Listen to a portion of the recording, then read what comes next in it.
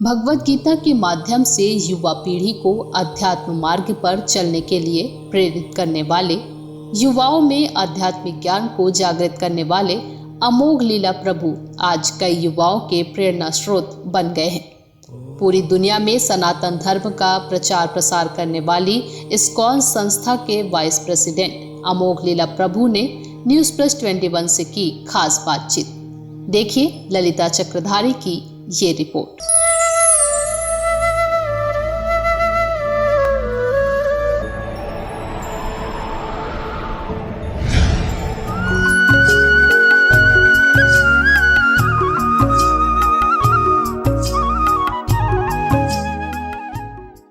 नमस्कार, स्वागत है आपका News+21 में। मैं हूं आपके साथ ललिता चक्रधारी और आज हम एक ऐसे शख्स से बात करने वाले हैं जो स्पिरिचुअल को लेकर बहुत ही फेमस है और साथ ही साथ आज लोगों के यूथ आइकॉन बने हुए हैं और लोगों को ये बता रहे हैं, यूथ को आग्रह कर रहे हैं कि किस तरह से स्पिरिचुअल को अपनी लाइफ में लाकर आप भी सुखी हो सकते हैं। तो हम जानेंगे, उनसे बात करेंगे, खास चर्चा करेंगे। बहुत बहुत स्वागत है प्रभु जी, अमोघ लीला प्रभु जी का हमारे News+21 में, जो कि इस्कॉन के वाइस प्रेसिडेंट है। बहुत बहुत स्वागत है। Thank you very much. मेरा सौभाग्य आज मैं सबके समक्ष हूँ। Thank you. हरे कृष्णा।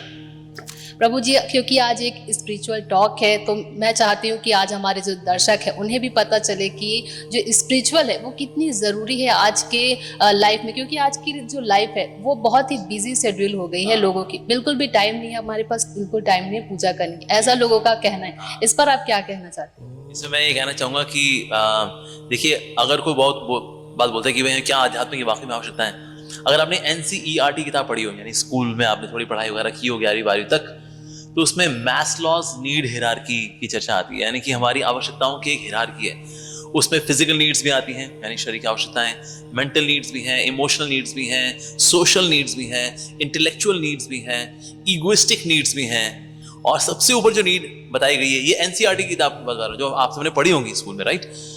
सबसे ऊपर की नीड है स्पिरिचुअल नीड। तो ये आध्यात्म जो है ये एक हमारी आवश्यकता है, ये एक लग्जरी नहीं है कि जिसको हम रिटायरमेंट के बाद इसको पूरा करेंगे कि देख लो समय मिला तो कर लेंगे जी, नहीं मिला तो नहीं करेंगे। सर ये आपकी आवश्यकता है एज पर NCERT किताब। कोई साधु महात्मा जी ने भी नहीं, ये आपने स्कूल में पढ़ा है लेकिन हम पढ़ के भूल गए इसको बेसिकली। तो हम बाकी नीड तो पूरी कर लेते हैं कि शरीर को अच्छे से खिलाते पिलाते, रेस्ट करते, जिम जाते, इमोशनल नीड्स में देखा जाए तो किसी से मिलते जुलते, सोशल नीड्स इस तरह से पूरी होती है। इंटेलेक्चुअल नीड्स में है कि आप कुछ नया सीखते हैं, उससे इंटेलेक्चुअल नीड पूरी होती हैं। कोई आपकी तारीफ करता है, आप बड़े अच्छा बनाती हैं, बड़ा अच्छा खाना बनाती हैं, आप बड़ा अच्छा काम करते हैं, ईगोइस्टिक नीड पूरी हो जाती है। एक नीड है जो बेचारी भूखों मरती रहती है जिंदगी भर, और वो है स्पिरिचुअल नीड। तो आध्यात्म जो है हमारी एक नीड, अगर आप पूरा नहीं करेंगे तो फिर लोग क्या करते हैं, उस नीड को पूरा करते हुए कहते हैं यार कुछ पता नहीं खोखला खोखला सा यार, फिर सिगरेट फूकेंगे, दारू पिएंगे, कहते हैं यार वो पता नहीं अंदर से ना कुछ खोखला खोखला सा है, क्या करें, ला यार 2 पैक लगा दे भाई। तो फिर वो दारू पी करके उस नीड को पूरा कर रहे होते हैं, लेकिन उससे नीड पूरी होनी नहीं, बिकॉज़ तो एक स्पिरिचुअल नीड है।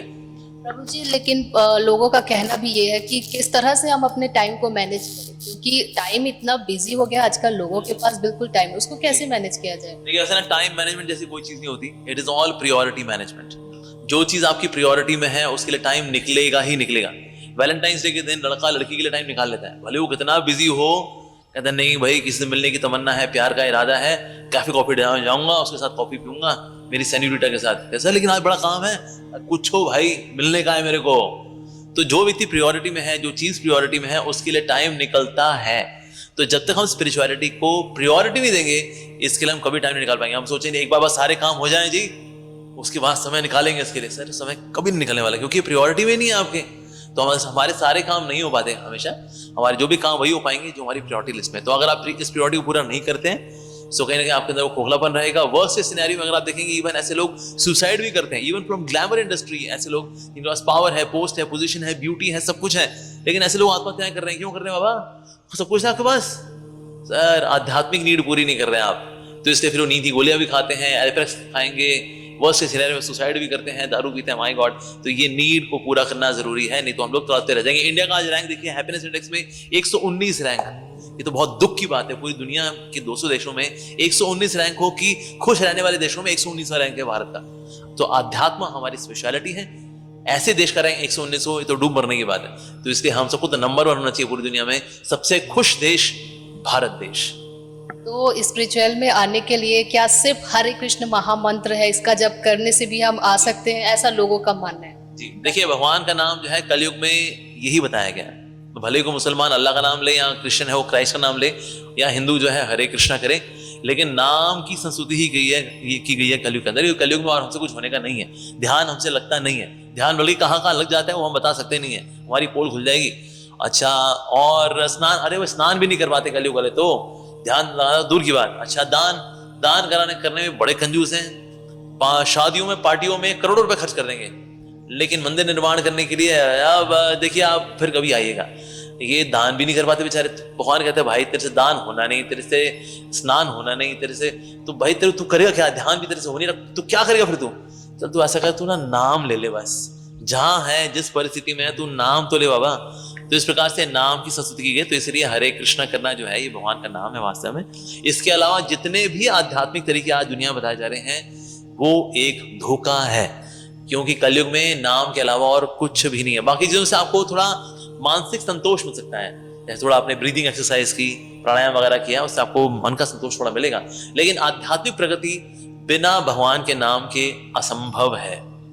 बिल्कुल, प्रभु जी ने बता दिया है कि अगर आप स्पिरिचुअल में आना चाहते हो, अगर नाम भी लेंगे तो भी आप एक स्पिरिचुअल लाइफ में आ सकते हैं। तो प्रभु जी, कई जो यूथ है हमारे, वो एक सवाल जानना चाहते हैं कि इस्कॉन डिवोटीज जो है वो रोड पे जो भगवत गीता वगैरह है वो सेल करते हैं खड़े होके, गाड़ी रोक के, प्रभु जी ये ले लो। तो एक सवाल था उनका कि इस तरह से बांट रहे भगवत गीता, ये बिल्कुल गलत तरीका, ऐसा उनका कहना था। उनको आप बताइए कि क्या सही। बिल्कुल, इसलिए इसमें महानता हमारे हिंदुओं की है जो कि गीता पढ़ते ही नहीं है। वैसे आइडियली ये होना चाहिए कि जो प्यासा है उसको कुएं के पास जाना चाहिए, लेकिन कलयुग में ना उल्टा हो गया काम। कुओं को प्यासों के पास जाना पड़ता है। सर आप प्यास में मर रहे हो, आपकी ना स्पिरिचुअल नीड आप पूरी नहीं कर रहे हो, इसलिए आप ना दुखी हो, इसलिए हम लोग आए आपको गीता देने के लिए। हम सड़क पे धुआं खाते हैं ताकि आपको गीता दे सके। हमारे जितने भी बुक डिस्ट्रीब्यूटर्स हैं जो सड़क पे जाते हैं, गीता बांटते हैं, जब ये शाम को वापस मंदिर में आते हैं और वॉश बेसिन में जब थूकते हैं, वो थूक काली होती है।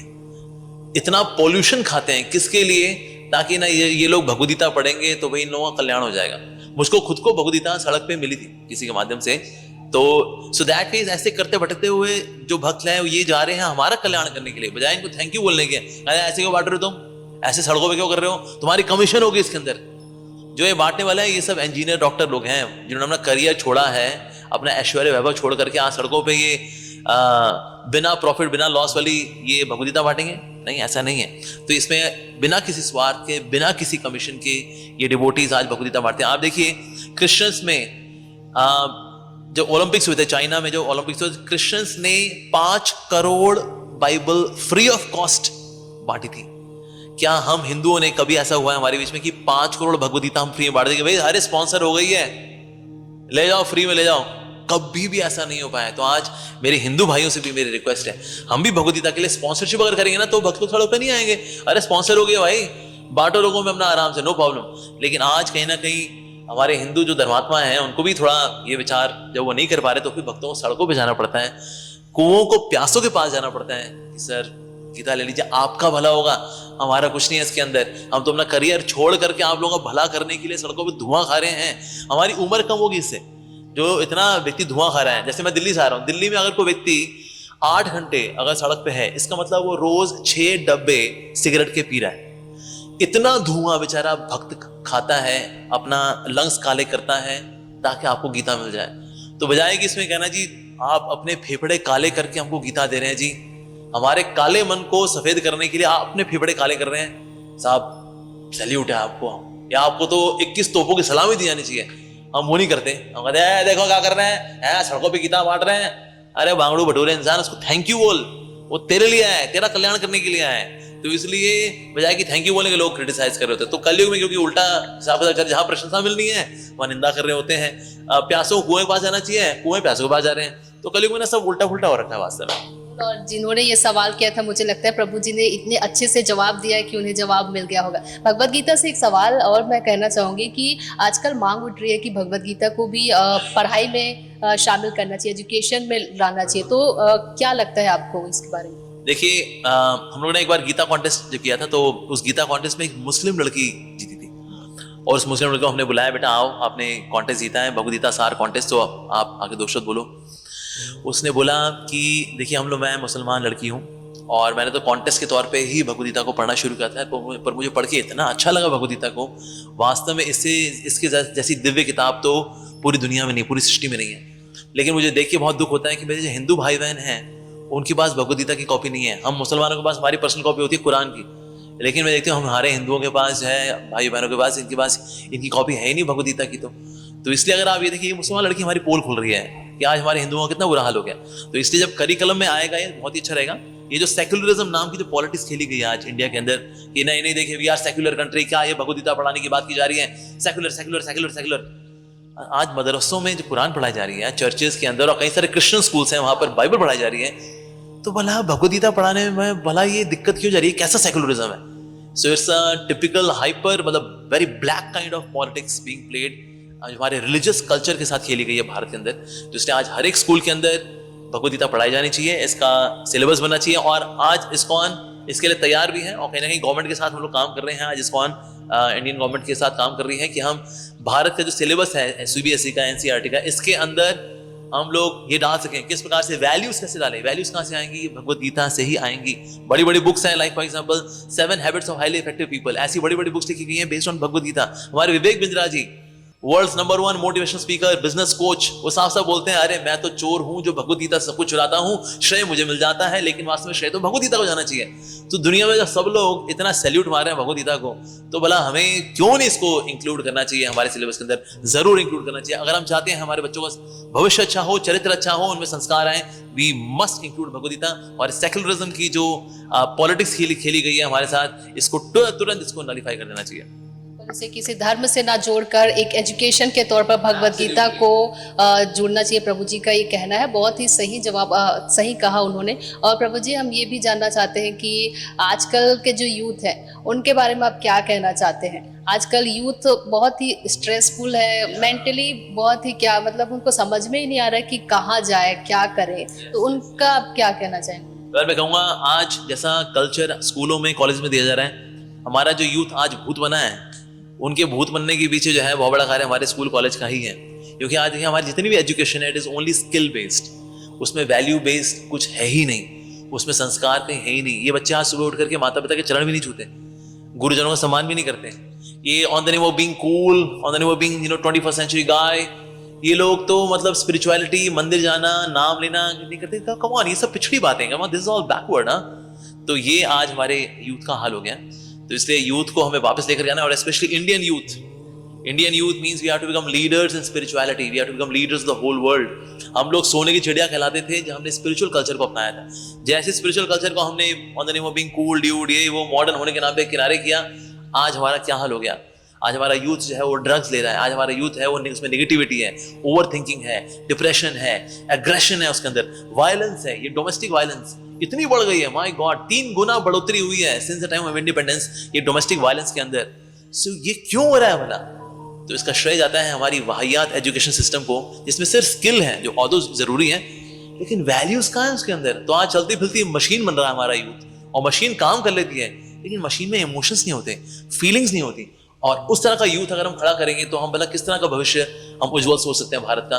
तो इसलिए आज वैल्यूज देना सबसे ज्यादा जरूरी है यूथ को। प्रभु जी, लास्ट सवाल बस, News+21 के दर्शकों के लिए आप क्या कहना चाहेंगे?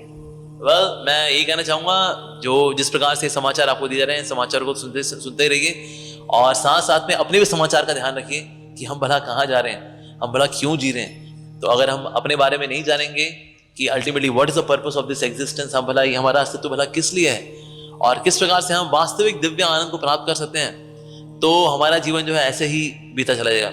आप सोचिए, अगर कोई फुटबॉल मैच हो लेकिन उसमें गोल पोस्ट ना हो, लेकिन फुटबॉल खेल रही है दोनों टीमें, इट्स अ मीनिंगलेस मैच। उस तरह से हम लोग भी जिंदगी का फुटबॉल मैच खेल रहे हैं लेकिन गोल का पता नहीं है, तो फिर ऐसे में तो we would be messy in our life, बहुत ही ज्यादा गड़बड़ हो जाएगी हमारी लाइफ के अंदर। तो इसीलिए हमको आध्यात्मिकता की ओर बढ़ना चाहिए। बाकी इस तरह के इंटरव्यूज लेते रहता है आपका चैनल, तो मैं धन्यवाद देना चाहूंगा आपके चैनल का भी, कि स्पिरिचुअल एजुकेशन को भी प्रमोट किया जाना चाहिए जिस तरह से आपका चैनल कर रहा है। क्योंकि बाकी पॉलिटिक्स वाली न्यूज ठीक है, ओके, अंडरस्टूड, नेगेटिव न्यूज होती है, क्या करें, दुनिया में वही चल रहा है, लेकिन साथ साथ में ऐसी पॉजिटिव न्यूज भी जानी चाहिए जैसे कि आज हमने चर्चा की। सो मैं आपको भी धन्यवाद देना चाहूंगा that you took out your precious time for us.